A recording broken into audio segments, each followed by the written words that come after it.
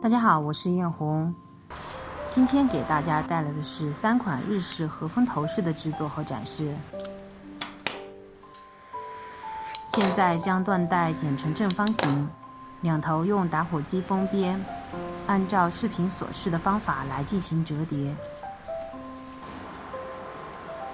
将我们做出来的花瓣一半一半的拼接起来，中间再加上一颗半面珠，我们的一朵小花就完成了。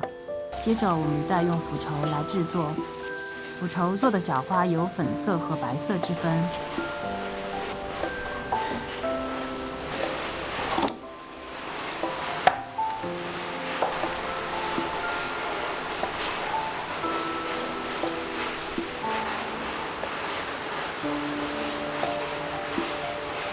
用色料将剪成正方形的腐绸染成粉色，再按照视频所示的方法折叠后组合。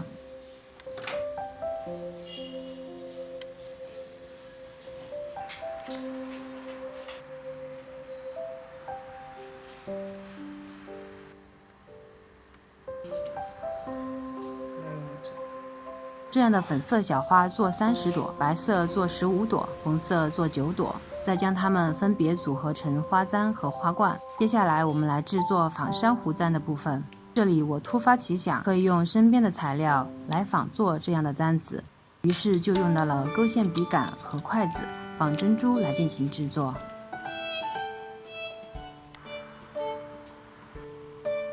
怎么样，效果不错吧？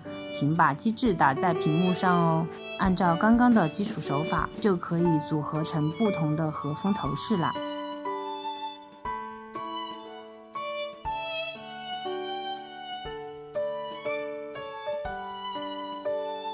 我们可以看到小姐姐今天的皮肤格外的水润透亮。眼影采取大地色系。睫毛部分夹翘后，将假睫毛剪成一簇一簇，分别粘在睫毛的缝隙中。眼线部分用棕色眼线将睫毛根部的缝隙填满，眉毛部分也用棕色来画，整个妆容体现出柔美、清新、自然的感觉。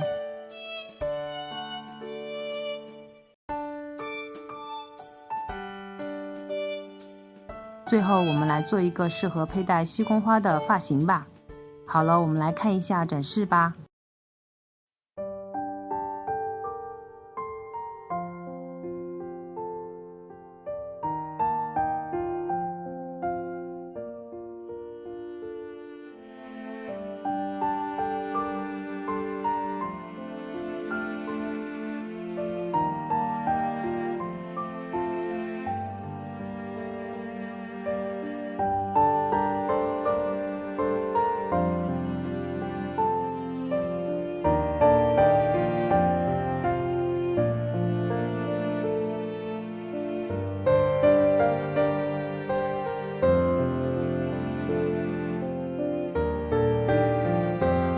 好了，今天的视频就到这里哦，我们下期再见，拜拜。